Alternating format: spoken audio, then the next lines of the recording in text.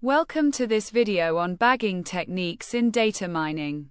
Today, we will explore the concept, benefits, and implementation of bagging.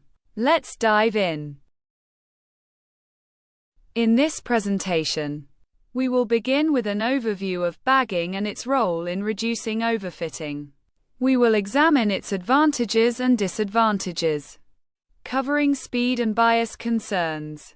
Then, we will look at the steps of the bagging algorithm and how bootstrapping enhances diversity.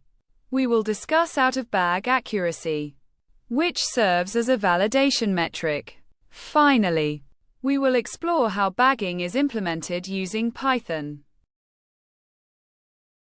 Bagging is a parallel ensemble method that aggregates multiple base models. It fits models independently on different bootstrap samples and combines their predictions using averaging or majority vote. Bagging has clear advantages. It runs faster than boosting because models are trained simultaneously. It also reduces overfitting by averaging predictions. However, it may have higher bias compared to boosting and struggles if base models perform poorly. The bagging algorithm involves three main steps.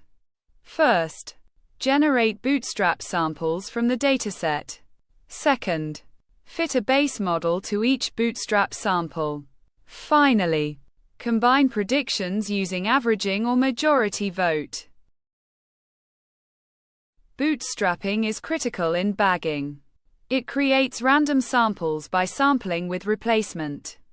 This ensures each model trains on a slightly varied dataset, improving prediction diversity and reducing variance. Out-of-bag accuracy is a built-in validation method in bagging.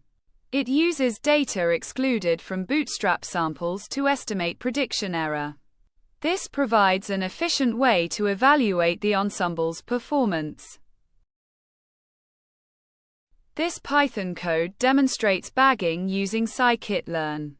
It initializes decision trees as base models and fits them on bootstrap samples. The ensemble's predictions are combined to enhance accuracy. In summary, bagging is a robust technique for reducing overfitting and variance. Bootstrapping ensures diverse training datasets, while out-of-bag accuracy validates the ensemble. The approach is straightforward to implement using Python. Thanks for watching. If you enjoyed this video, please like, share, and subscribe for more content on data science and technology. See you next time.